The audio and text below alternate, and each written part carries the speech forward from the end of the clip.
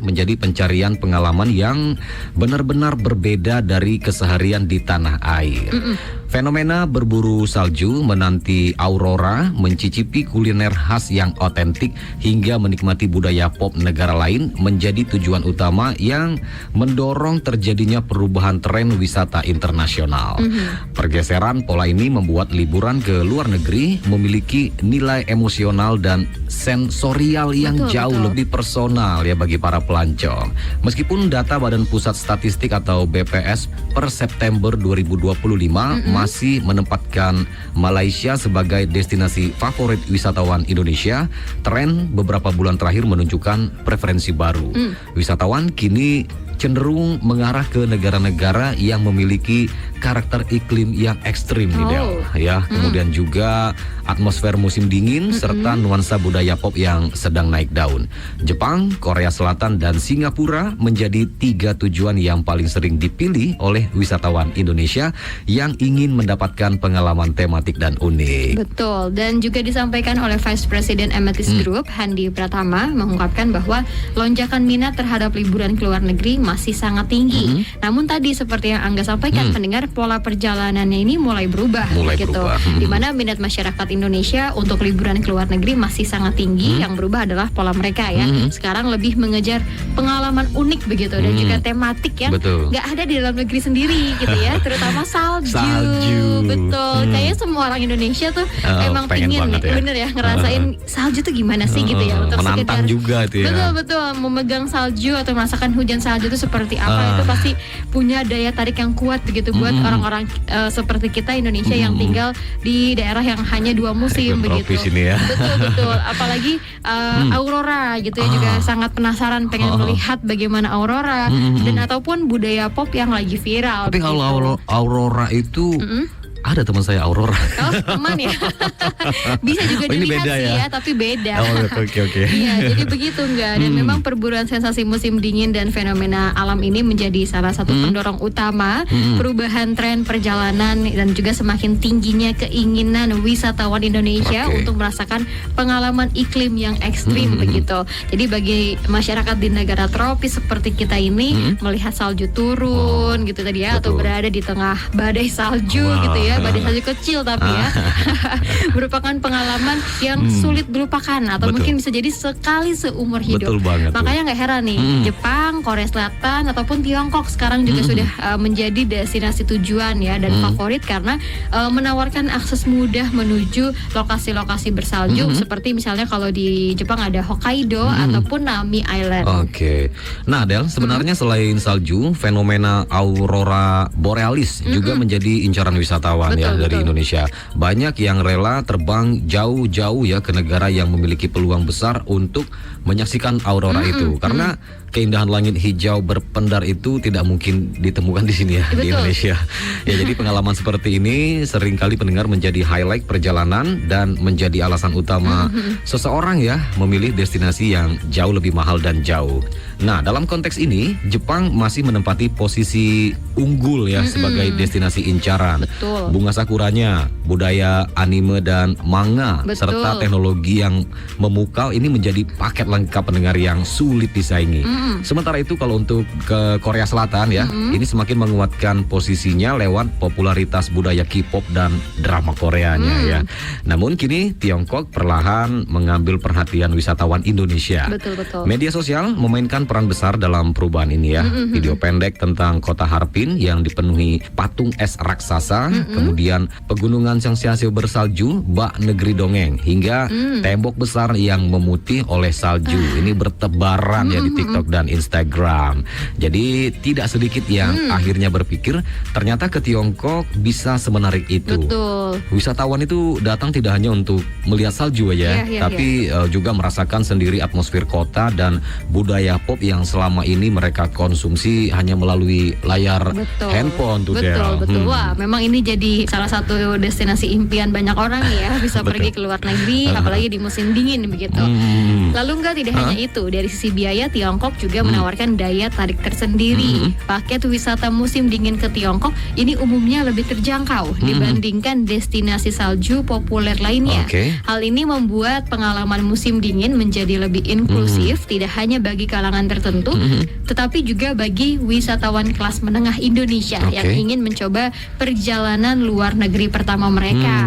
Destinasi seperti Harbin ini tentunya kita tahu jadi primadona utama karena kota ini sangat viral ya di Indonesia dan banyak di sosial media Indonesia yang kita tadi kenal sebagai ibu kota es dengan festival es dan salju berskala internasionalnya. Suhunya juga cukup ekstrim ya, sangat ekstrim gitu ya, bahkan bisa mencapai minus belasan derajat dan justru inilah yang menjadi daya tarik begitu karena memberikan pengalaman musim dingin yang otentik atau sesuatu yang tidak bisa ditemukan di Indonesia. Tapi tetap ya ibu kota yaitu Beijing tetap juga punya daya tarik sendiri karena menawarkan kombinasi unik antara sejarah, modernitas dan nuansa musim dingin yang lebih bersahabat bagi pemula. Gak se-ekstrim di Harbin ya sampai dingin banget begitu. Beijing lebih ramah ya untuk pemula. Mungkin ya kalau kita Indonesia ya tetap kedinginan ya. Tetap kedinginan juga. Tapi ini mungkin yang paling memungkinkan ya untuk kita bisa langsung beradaptasi dengan suhu kotanya di sana ya, di kota Beijing ini. Nah, pendengar, tren ini juga menunjukkan adanya pergeseran ya, artinya dari motivasi berwisata. Kalau dulu wisata luar negeri identik dengan belanja dan landmark terkenal, kini pengalaman menjadi faktor utama ya. Betul. Nah, dengan merasakan dinginnya salju, melihat napas yang mengembun gitu ya. Oh, nggak perlu ngerokok di situ ya. Udah keluar asap itu di mulut. Kemudian mengenakan jaket tebal dan sepatu boots ini menjadi bagian dari cerita yang ingin dibagikan ya, baik secara personal maupun di media sosial. Oke, pendengar, musim dingin di Tiongkok telah berubah ya dari sekadar fenomena iklim menjadi sektor ekonomi bernilai tinggi. Bukan Tiongkok namanya ya, harus ada cuan juga nih. Nah, menurut laporan resmi, sektor pariwisata es dan salju di Tiongkok diproyeksikan menarik lebih dari 520 juta wisatawan hingga akhir musim dingin 2024-2025 dengan pendapatan mencapai ratusan miliar yuan. Nah, ini artinya menjadikannya mesin pertumbuhan perekonomian baru ya di sana di sektor pariwisata musim dingin. Khusus untuk Harbin, ibu kota provinsi Heilongjiang yang dikenal sebagai kota es tadi, data menunjukkan lebih dari 90 juta kunjungan wisatawan ya selama musim dingin 2024-2025 meningkat hampir 95% dibanding periode sebelumnya untuk wisatawan asing.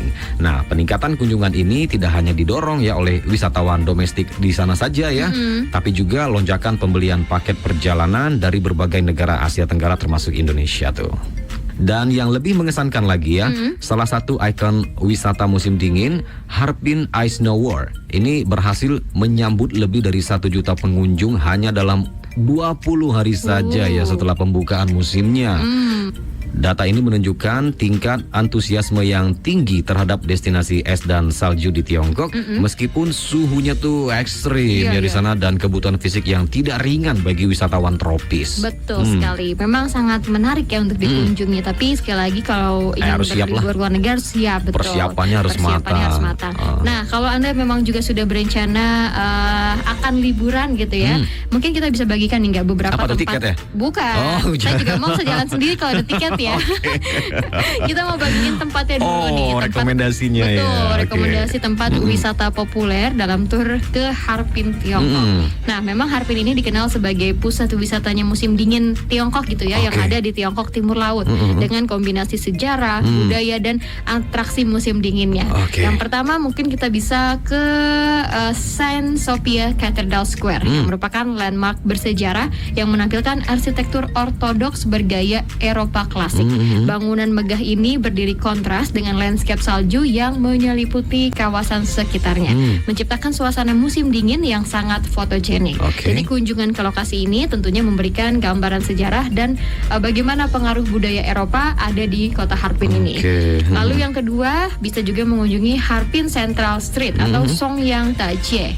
Jadi Central Street ini menjadi pusat kota Harbin dengan deretan bangunan klasik yang terawat. Jalan bersejarah ini menghadirkan suasana kota Eropa di tengah Tiongkok. Juga semakin kuat saat musim dingin tiba. Jadi vibes-nya makin terasa gitu ya. Wisatawan nih dapat menikmati atmosfer kota sambil menyusuri kawasan yang dipenuhi salju dan dekorasi musim dingin. Bisa juga ke Yapuli Ski Resort. Nah, untuk Anda yang menyukai olahraga musim dingin, ini pasti cocok banget gitu ya untuk dicoba. Karena memang Yapuli Ski Resort ini dikenal sebagai kawasan ski terbesar di Tiongkok dan menjadi tujuan utama wisata musim dingin. Resort ini menawarkan panorama pegunungan bersalju dengan fasilitas aktivitas musim dingin yang lengkap, Jadi dalam tur ke Tiongkok di musim dingin ini, Yapuli menghadirkan pengalaman langsung menikmati dunia salju yang autentik. Wah, ini saya cocok nih kayaknya di sini nih. Tapi saya nggak bisa masukin nih kayaknya. Nanti mungkin bisa pakai tour guide-nya enggak, jadi nggak perlu khawatir. Ikuti arahan aja.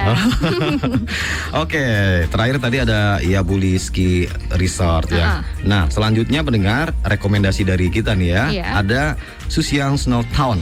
Ya, ini Susiang atau Snow Town ini menghadirkan suasana desa bersalju yang sangat khas ya. Rumah-rumah dengan atap tertutup salju tebal. Ini kayak di film-film ya. Iya benar. Kemudian jalanan desa yang hangat dengan pencahayaan malam serta lingkungan pegunungan menciptakan atmosfer yang unik. Jadi kawasan ini sering disebut juga sebagai ikon ya dari desa musim dingin di Tiongkok, pendengar. Betul. Lanjut kita pergi ke Harbin Ice and Snow World. Wah, ini yang paling terkenal ya. Ini yang paling terkenal ya. Jadi pendengar, Harbin Ice and Snow World ini menjadi puncak rangkaian wisata musim dingin di Harbin. Taman ini menampilkan pahatan es raksasa, bangunan bercahaya dan instalasi seni es yang berskala besar.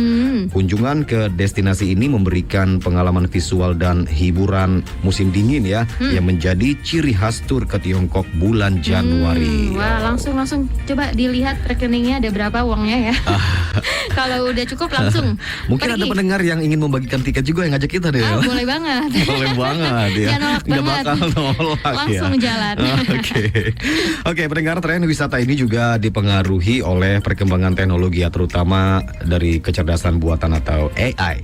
Wisatawan kini jauh lebih mudah menyusun rencana perjalanan tanpa harus mencari informasi satu persatu ya.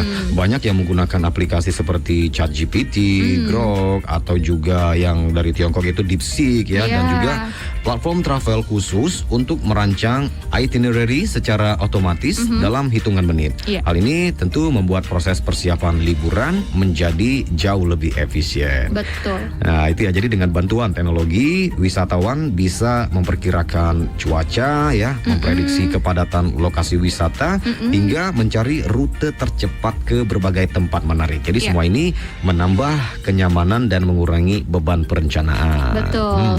Dan pergeseran tren ini tidak terlepas dari fenomena media sosial juga bagaimanapun ya, di zaman serba internet sekarang ini ya. Video, konten foto wisatawan yang membagikan pengalaman bersalju baik itu di Harbin ataupun di China Snow Town ini menjadi viral sehingga memupuk rasa penasaran dan keinginan untuk mengikuti pengalaman serupa. Dan sekarang juga kita rasanya kalau mau pergi-pergi pasti bukanya TikTok gitu ya. Rekomendasi tempat. Oh, kayak apa sih tempatnya, harganya berapa gitu. Itu sangat-sangat juga membantu kita gitu ya untuk memutuskan mau pergi kemana. Jadi konten influencer dan travel creator berpengaruh memperluas Tiongkok sebagai destinasi salju yang instagramable di kalangan pengguna muda Indonesia. Hal ini sejalan dengan perubahan konsumsi wisatawan generasi milenial dan Gen Z yang mencari tadi pengalaman unik dan juga berbagi cerita visual, bukan sekedar berlibur begitu ya. Tren ini juga memberi dampak psikologis kuat. Salju bukan lagi sekedar fenomena alam yang jarang dilihat, tetapi telah menjadi tujuan aspiratif. Ya, dan pada akhirnya ya perubahan ini memperkenalkan bagaimana wisatawan Indonesia sudah naik kelas ya dalam hal preferensi perjalanan ya. Mereka tidak hanya mengincar spot foto, tetapi juga pengalaman imersif yang benar-benar berbeda lah. Ya, mulai dari sensasi dinginnya salju pertama hingga menghadiri konser idol favorit secara langsung. Betul sekali. Itu dia pendengar perbincangan kita pada hari ini mengenai tren berburu salju oleh turis Indonesia gitu ya, yang juga memang jadi salah satu wishlist atau mungkin keinginan banyak orang Indonesia ya untuk bisa berlibur ke luar negeri di saat musim dingin. Betul. Baik pendengar, untuk